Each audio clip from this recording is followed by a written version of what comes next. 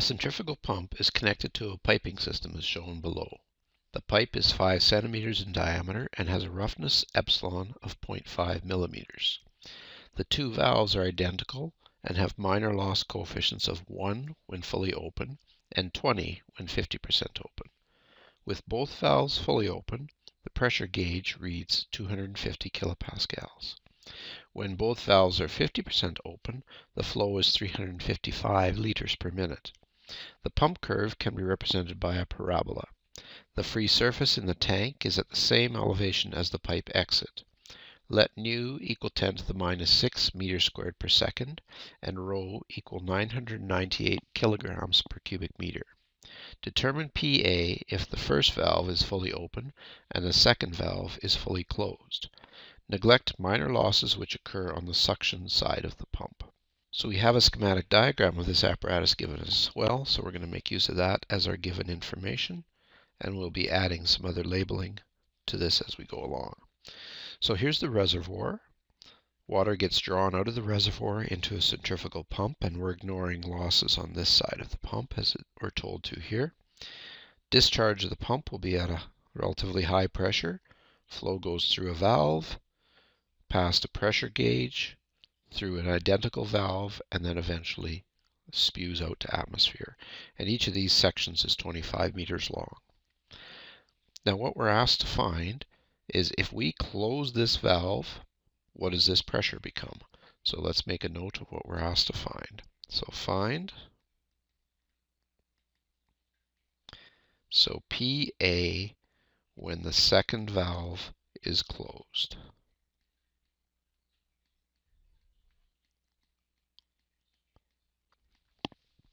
And we'll keep a list of assumptions as we go through this.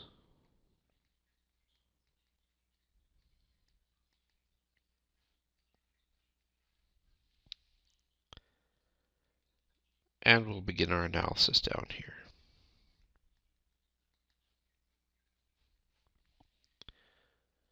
So this is a piping system which includes a pump, and we need to include the characteristics of that pump in the analysis of this piping system.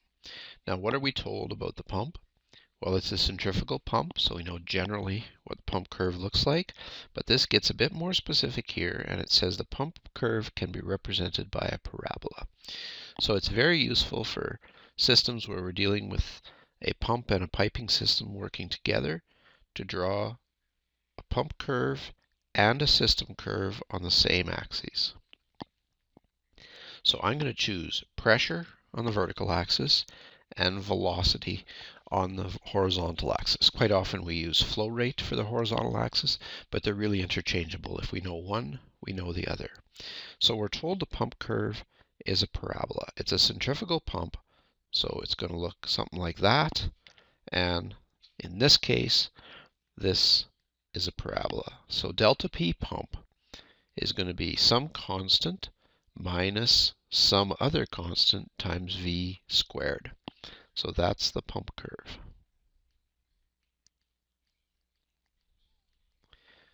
Now what we also want to plot on the same diagram is the system curve. And the system curve, remember, is going to be a parabola that looks something like this. So we'll go back to our system and note a couple of things about it. Note that the beginning and ending elevation is the same, and the beginning and ending pressure is the same, both atmospheric. That means the fixed system pressure is 0, and we only have the variable system pressure, the portion that is dependent on the velocity or the flow rate. So when we go down here to sketch the parabolas that represent the system curves, they go through the origin. There's no fixed system pressure. Now the problem describes two different operating conditions. One where we have the valves 50% closed, and a second when the valves are fully open, which will have an increased flow rate. So back here, the valves are partially closed, so the flow rate is restricted. Open up the valves, flow rate increases. So we have two operating points. This one is for the valves open. And I'm going to label these operating points 1 and 2, and we'll be referring to those as we go forward here. Now, what we're asked to find here is the pressure when the second valve is closed. So just take a look at this. This valve is closed. There's no flow through the pipe. So the pressure here will be the same as the discharge pressure of the pump, which, because this side is atmospheric, is the delta P across the pump. So what we're really looking for here is that constant A in the pump curve. Because we go back to our diagram, when the velocity goes to 0, the pump pressure goes up to this value, and that's the value of A. So this A is what we're solving for. So in order to figure out what that A is, we need to consider these two operating points. If we can figure out the coordinates of these 2 points, and by coordinates I mean the velocity and the pressure for each of those 2 points, then we'll have 2 points along this curve, and we can use those 2 points to solve for A and B. And it's A that we're really interested in. So that's the approach we're going to take here. So we're going to start off by looking at operating point 1. Now, what do we know about operating point 1? Well, it says with both valves fully open, the pressure gauge reads 250 kPa. So that pressure gauge is right here. So we know that from here to here, the pressure goes from 250 kilopascals down to 0. And we know the length of the pipe, we know the minor loss coefficient for that valve, so we should be able to figure out the flow rate from that information. So that's what we're going to do. We're going to first of all just look at this segment of the pipe to figure out the flow for that operating point 1. So I want to do some labeling on this diagram. I'm going to call the surface of the reservoir point 1, position of this pressure gauge point 2, and the exit point 3. But to begin, we're going to write Bernoulli's just from 2 to 3 to figure out the flow rate. So we're talking about operating point 1 here, and we're writing Bernoulli's equation from point 2 to point 3. So P2 plus rho V2 squared over 2 plus rho G Z2 equals the same thing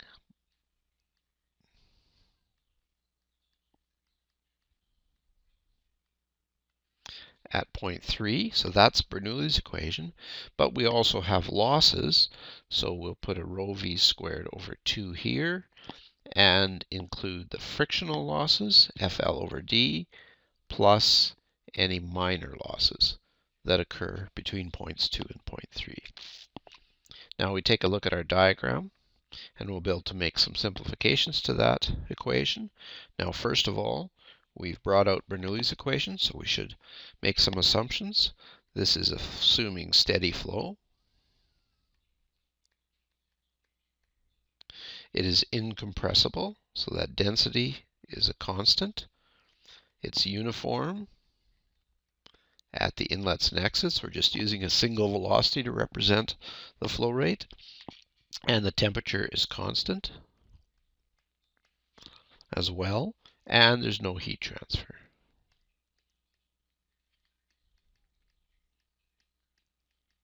So all of those things are included in Bernoulli's equation. So if we go back and we think about point 2 and 3, point 2 and 3 have the same velocity because the pipe diameter is the same. They also have the same elevation. And point 3 is at atmospheric pressure. So all of those things can be applied to this equation as assumptions. So the velocity at 2 and 3 are the same. So that goes. The elevation at point 2 and point 3 are the same. So that goes. And the pressure point 3 is atmospheric. So that goes. So what we have left is P2 is equal to rho V squared over 2 times FL over D plus the minor loss coefficient of the valve. Now, if we take a look at this and think about what we know and what we don't know, this is a problem where we know the pressure, but we don't know the velocity. So it's an unknown flow rate type pipe flow problem. So we have to set up an iterative solution because this friction factor is dependent on this velocity. So that's what we'll set out to do here. So we'll begin by putting all the numbers we have into this equation. So we know the pressure gauge is reading 250 kPa, or 250,000 pascals. We know the density is 998 kilograms per meter cubed.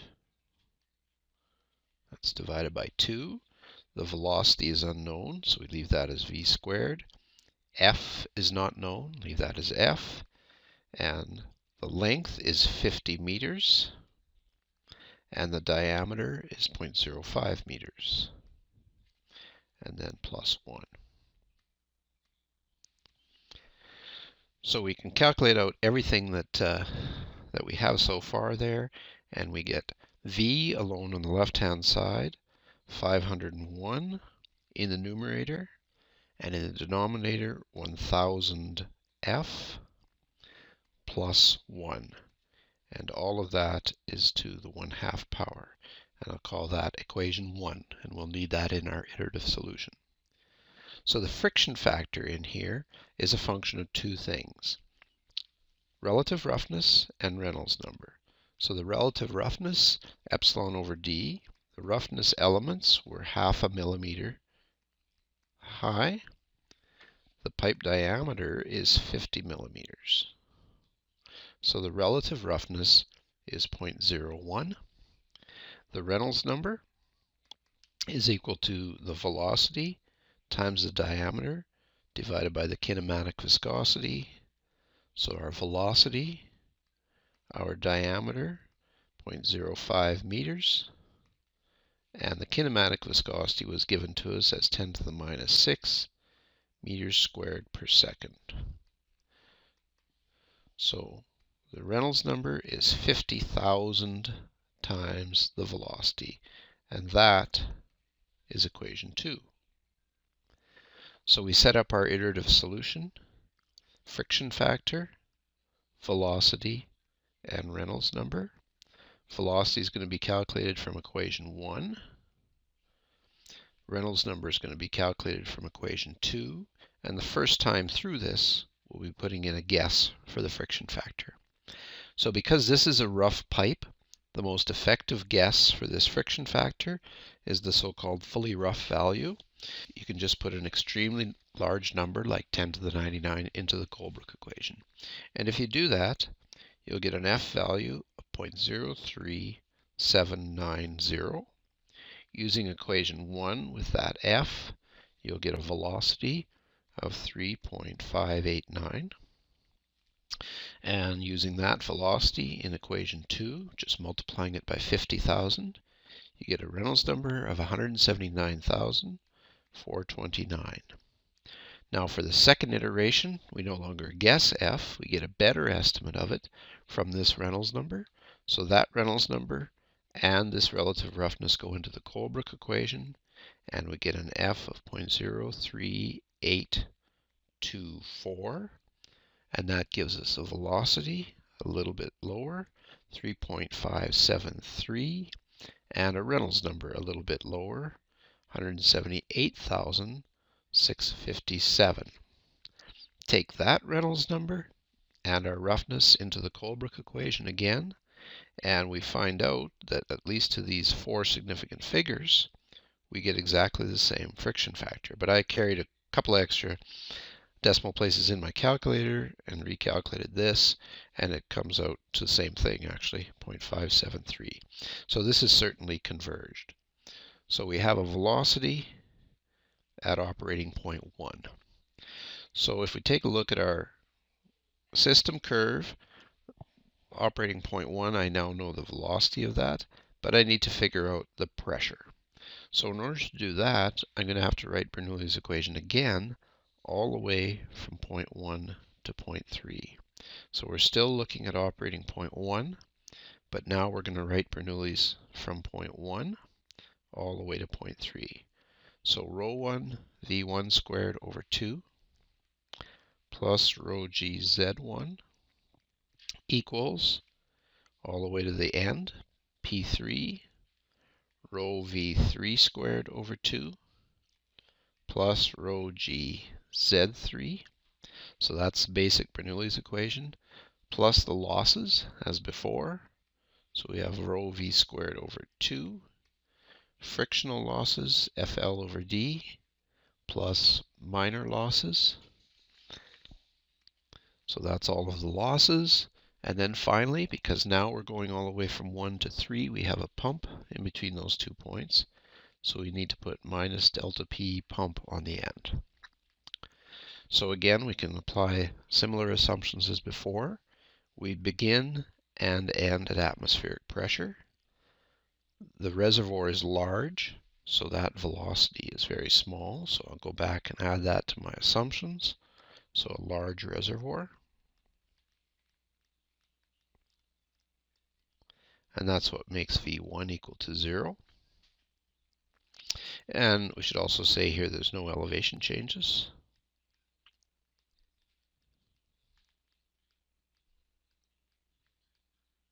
So that means all of the z's are the same.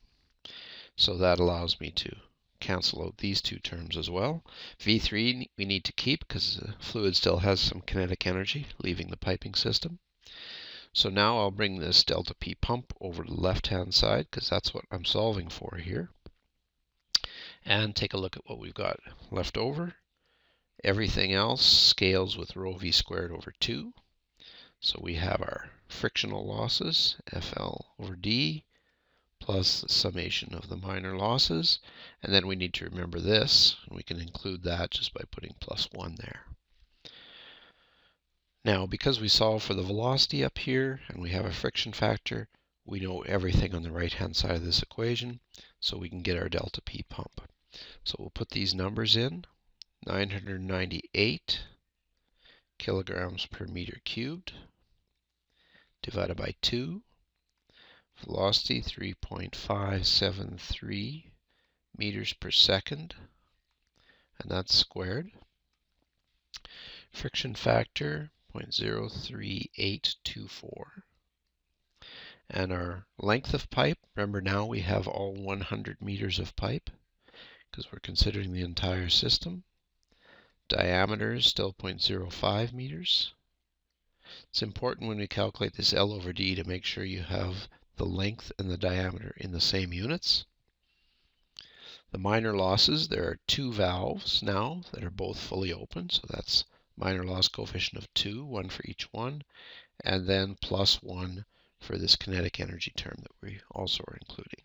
So that all gives us a delta P of 506.3 kilopascals when we calculate that out. So now we know everything we need to know about operating point 1. So we'll just give that here. So operating point 1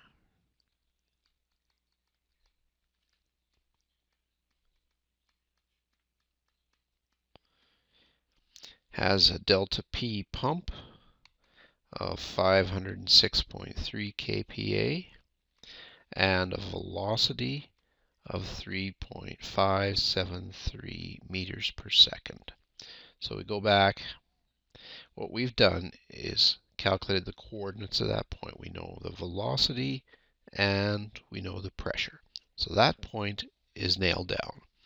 We need to do the same thing for point 2, and we'll have enough information to define this curve and figure out A. So we go on now to consider point 2, operating point 2. Now this one is a little bit easier because we know the flow rate. The volume flow rate was given, so we know that, and we're not going to have to do any iterative solution.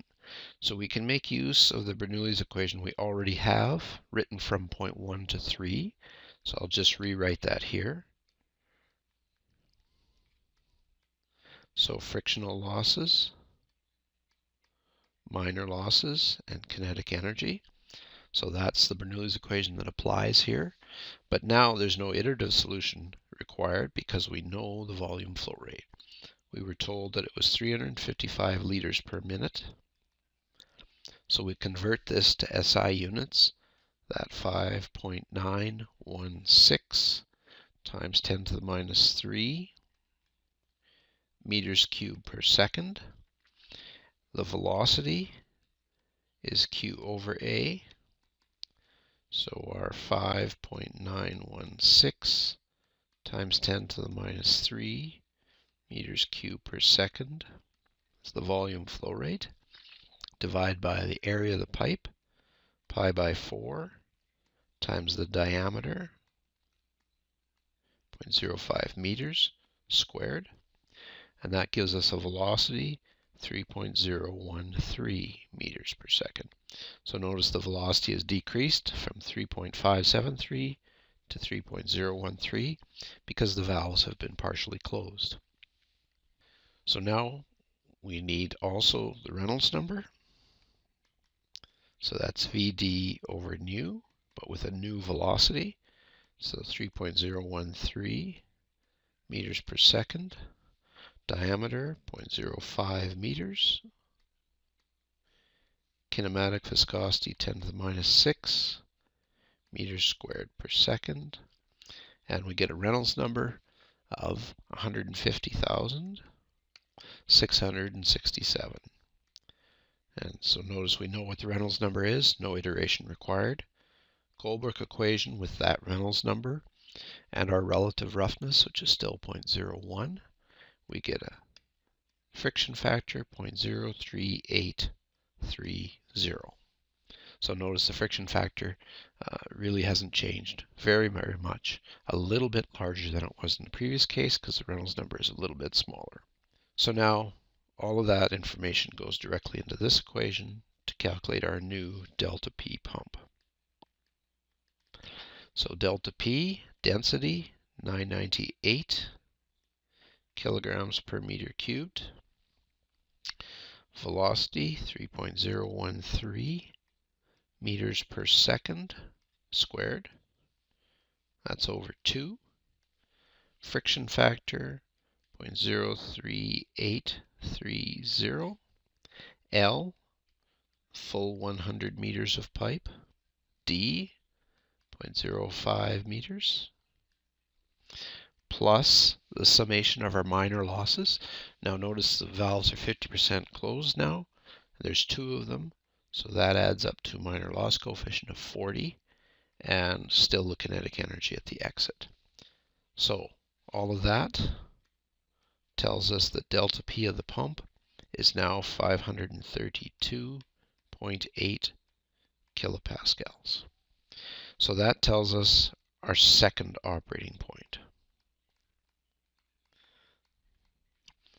So operating point number 2 has a delta P pump 532.8 kPa and a velocity of 3.013 meters per second. So notice that's the second point here. It's the coordinates of the second point, V and P for the second point.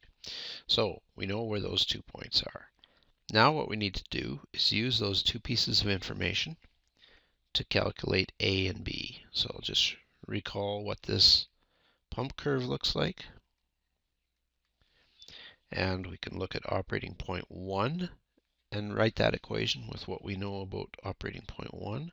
So 506.3 is equal to A minus B V squared. And that V is 3.573.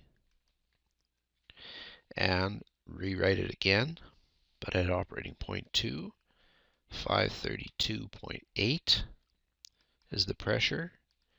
A minus B times velocity, which has reduced. So I have 2 equations with 2 unknowns. So I'm going to subtract these 2 equations. Left-hand side, I get minus 26.5. A minus A disappears. Over here, minus B, that squared minus this squared is 3.688. So this gives me a B equal to 7.185. So I can take that B and put it into either one of these equations to solve for A. I'm going to use the first one. So therefore, A is equal to 506.3 plus 7.185 times 3.573 squared. And so that works out to a value of A of 598.0, and that will be kilopascals. So therefore, the pressure at A is equal to 598 kPa when the second valve is closed.